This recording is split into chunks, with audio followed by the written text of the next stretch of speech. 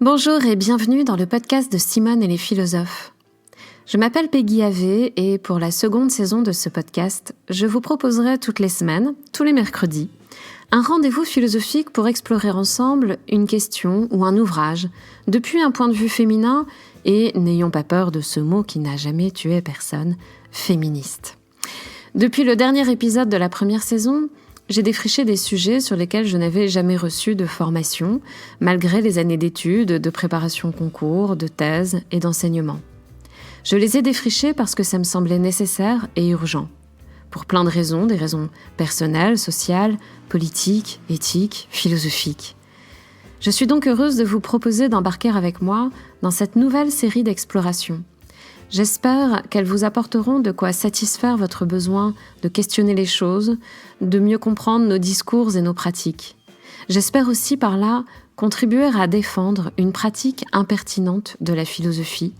Elle est en cours d'invention, cette pratique, grâce à des penseuses de diverses générations qui prennent le problème à bras-le-corps en nous engageant à nous réapproprier nos capacités de penser par nous-mêmes.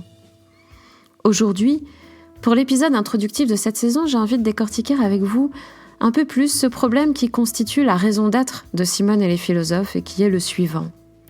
Puisqu'à quelques rares exceptions près, tous les philosophes enseignés dans les lycées et universités, visibles dans les manuels et dans les librairies, invités et cités dans les médias, sont des hommes, que faire de la philosophie quand on est une femme et qu'on est habité par une grande envie de penser ce qu'on fait et ce qui nous arrive.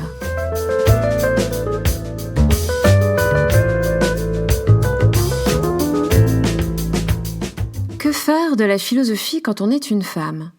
Ou quand, par curiosité intellectuelle ou par alliance féministe, on a envie de penser et de vivre autrement qu'à travers les lunettes réduites et misogynes de notre culture patriarcale, dont la philosophie participe. Que faire de cette discipline de la pensée, où la parole, les concepts, les représentations, les thématiques saillantes, les exemples, les méthodes, occultent et dévalorisent tout ce qui peut évoquer, de près ou de loin, les vies et les voix des femmes, leurs situations, leurs expériences, leurs souffrances, leurs joies, leurs pensées, et tout ce qui a été relégué comme féminin, à savoir la sensibilité, le soin, la sphère domestique, la sphère familiale, etc. En un mot, tout ce qui m'intéresse au quotidien, et vraisemblablement, si vous m'écoutez, c'est que ça vous intéresse aussi. En d'autres termes, faut-il renoncer à la philosophie ? Faut-il n'en rien faire ou n'en avoir que faire si l'on veut se mettre à penser ce que les philosophes jugent impensable, c'est-à-dire féminin ? Eh bien, aussi radical que cela puisse paraître, il me semble que oui. Mais je défendrai aussi, en m'appuyant sur des travaux de penseuses, que le grand intérêt de renoncer à cette philosophie-là, c'est d'en faire autre chose que ce qu'on en raconte encore trop souvent. C'est donc d'en faire une discipline inventive et non conservatrice. D'explorer ce que Catherine Malabou appelle, je cite dans une très belle expression, la philosophie empêchée, c'est-à-dire une philosophie qui aborde tout ce qu'on ne pouvait pas penser dans les normes de la philosophie traditionnelle. Alors en un sens, oui, il faut renoncer à la philosophie pour philosopher d'un autre point de vue. C'est-à-dire, il faut renoncer à l'ensemble des normes qu'on véhicule encore à travers cette idée de la philosophie et qui, pour le dire brièvement, opère une fonction observable depuis Platon au moins. Cette fonction, c'est de hiérarchiser les êtres en établissant des degrés de rationalité. Dans cette hiérarchisation des êtres, ce qui est identifié comme irrationnel est par là posé comme naturellement subordonné, comme on l'a fait entre autres avec les animaux, la nature, les enfants, les femmes, mais aussi en subordonnant la matière à la raison, en subordonnant la sensibilité au concept. Alors, c'est vraiment une trame de l'histoire de la pensée que de fonctionner avec ce critère rationnel pour établir des hiérarchies et des discriminations. Alors je fais vite ici, mais si vous voulez creuser, je partage sur le site des références bibliographiques et des articles pour vous permettre d'approfondir l'enquête. Et puis peut-être on aura l'occasion aussi d'en reparler au live qui aura lieu à la fin de ce mois. Je vous invite donc à m'adresser vos questions. La philosophie est, pour aller vite, donc traditionnellement définie comme une affaire de rationalité. Et parce que la rationalité est le privilège de quelques-uns, qui peuvent débattre entre eux sur les sujets qu'ils ont rationnellement jugés rationnels, c'est-à-dire intéressants, eh bien, c'est parce que la rationalité est le privilège de quelques-uns que ces mêmes philosophes, qui appartiennent à la classe dominante, ont répété pendant des siècles que la rationalité ne concernait pas les femmes. La philosophie est donc encore regardée aujourd'hui comme une discipline masculine, puisque c'est une discipline qui entraîne la rationalité, qui entraîne la raison, et cette raison est vraiment traditionnellement, explicitement dans les textes, associée à la masculinité. C'est ce qui fait qu'on continue de la représenter encore aujourd'hui avec l'école d'Athènes, où l'on ne voit pas de femmes parmi les sages et où ça ne choque pas grand monde. On ne voit presque jamais non plus de femmes parmi les sages dont les livres sont les plus vendus.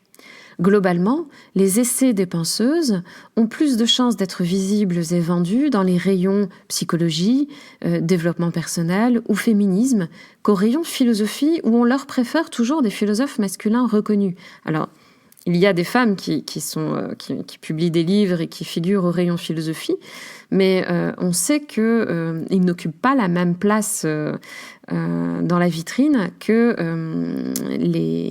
les livres dont on est sûr qu'ils vont être vendus puisqu'ils ont été écrits par des hommes reconnus comme sages. Alors, on sait aussi qu'il y a des femmes qui font de la philosophie, mais on les acceptera plus volontiers, alors surtout en France, lorsqu'elles commentent et valorisent des hommes. Mais qu'elles puissent initier une philosophie originale, qu'elles puissent initier une philosophie libre et sérieuse, et même essentielle, est encore loin de nous, est encore loin de notre habitude de nous représenter cette matière qu'est la philosophie. Alors certes, il y a Hannah Arendt, l'exception Arendt. Car jusqu'à tout récemment, c'était la seule femme à figurer dans les manuels de classe terminale de philosophie. Arendt, qui défend elle aussi d'ailleurs la rationalité. Mais elle est aussi très lucide sur la difficulté pour une femme d'être reconnue comme philosophe, même lorsqu'on a la reconnaissance qu'elle a eue aux États-Unis lors de la publication de ses livres. Elle disait d'ailleurs qu'elle faisait de la théorie politique plutôt que de la philosophie. Ça la mettait plus à l'aise de s'identifier à la théorie politique plutôt que de s'identifier à la philosophie où il n'y a que des hommes. Alors d'ailleurs, en parlant d'Hannah Arendt, dans une lettre à son ami Karl Jaspers, Hannah Arendt évoque quelque chose d'intéressant pour notre sujet. Elle explique, donc dans une lettre de 1961, que c'est de sa faute si Heidegger lui en a voulu à la parution de son ouvrage « La condition de l'âme moderne ». Je cite Hannah Arendt, donc écrivant à Jaspers. « Je sais qu'il n'a pas supporté que mon nom apparaisse en public, que j'écrive des livres, etc. Toute ma vie, j'ai pour ainsi dire triché avec lui. J'ai toujours fait comme si tout cela n'existait pas, et comme si je ne savais pas compter jusqu'à 3, à moins qu'il ne s'agît de l'interprétation de ses propres œuvres. Dans ce cas, il était toujours très heureux que je sache compter jusqu'à 3, et parfois même jusqu'à 4. Et puis j'ai perdu le goût de tricher et j'ai aussitôt pris un coup sur le nez. Pendant un moment, j'ai été furieuse, mais je ne le suis plus du tout. J'estime plutôt que j'ai mérité ce qui m'arrive, du fait que j'ai triché, et soudain, cessé de jouer le jeu. » Alors c'est très représentatif de ce que vivent les femmes, même Hannah Arendt, au royaume des philosophes. On peut être suffisamment rationnelle et intelligente pour comprendre, pour enseigner et pour commenter un philosophe. Mais on ne peut pas l'être assez pour créer une pensée originale.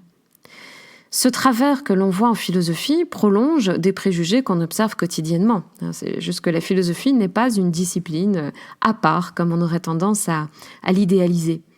Si le mansplaining est une pratique des plus ordinaires, si les femmes doutent tant de leur discernement et s'en remettent plus facilement à la parole d'un homme qui se pose comme sage, c'est que les femmes ont souvent expérimenté, et sans en avoir conscience, ce que Hannah Arendt évoque ici avec beaucoup de lucidité. C'est qu'une femme s'insère plus facilement en société, elle va plus facilement préserver notamment ses amitiés avec les hommes, comme Hannah Arendt le prend ici comme exemple en parlant de sa relation à son ancien professeur et ami Heidegger. Une femme s'insère plus facilement en société si elle triche, pour reprendre le terme de la citation, c'est-à-dire si elle contient ou retient la singularité de sa pensée. Elle sait qu'au contraire, si elle exprime sa propre analyse, elle s'expose non pas à un débat sur le fond de son propos, mais à une pluie de réactions de censure ou de rejet systématique, de mauvaise foi, de suspicion immédiate qui ne va pas lui être utile pour nourrir sa réflexion. La penseuse Catherine Malabou déconstruit avec force tout ceci dans son ouvrage, dont je vous recommande la lecture. C'est un ouvrage ardu, mais vraiment passionnant, intitulé « Changer de différence », le féminin en philosophie. Elle y raconte avoir été, bien sûr, exposée au sexisme de ses professeurs, dont l'une des pratiques en philosophie consiste en ceci. On considère qu'en philosophie, une philosophie particulièrement ardue et ou opaque serait plus accessible aux étudiants qu'aux étudiantes. Alors c'est là un biais sexiste fréquent. Plus un esprit est vif et brillant, plus on lui donne un visage masculin, spontanément. Les étudiantes, elles, réussiraient parce qu'elles seraient scolaires. Elles sont contraintes d'être scolaires puisque de toute façon, la fantaisie qui peut donner un air génial à un homme, un étudiant entre autres, passe chez une femme pour une irrationalité condamnable. En vertu de ce qu'on a dit tout à l'heure, de l'association traditionnelle du féminin à l'irrationnel, à ce qu'on appelle aussi l'hystérique. Parce que l'hystérie vient du grec hystérion, qui veut dire utérus. Donc, Catherine Malabou explique ainsi le plaisir qu'elle a pris à maîtriser les auteurs réputés difficiles, justement pour tordre le cou à cette pratique sexiste et pour montrer qu'elle pouvait, je la cite, « philosopher comme le plus fort des hommes ». Alors, en elle se reconnaîtront, je pense, de nombreuses étudiantes et professeurs. C'est, selon Malabou, la liberté paradoxale du « faire comme ». Pour être reconnue comme intelligente, pour réussir, si on veut, en philosophie, il faut imiter le ton, le registre, la méthode, la maîtrise d'un lexique illusoirement neutre qu'utilisent les hommes, les philosophes, entre autres illustres, mais aussi les hommes en place dans le monde académique. Il faut faire comme s'ils avaient raison et donc réutiliser leur registre. Mais on acquiert cette aisance qu'en masquant et en refoulant tout ce qui pourrait laisser soupçonner qu'on est une femme. C'est pourquoi même une philosophe comme Catherine Malabou parle de l'impossibilité de la femme philosophe. C'est son expression, c'est-à-dire l'impossibilité, quand on est une femme, de philosopher depuis sa propre histoire, depuis sa propre expérience, depuis ce que cette expérience propre a de féminin et de non philosophique, c'est-à-dire de non acculturé, à travers le savoir acquis pendant la formation philosophique.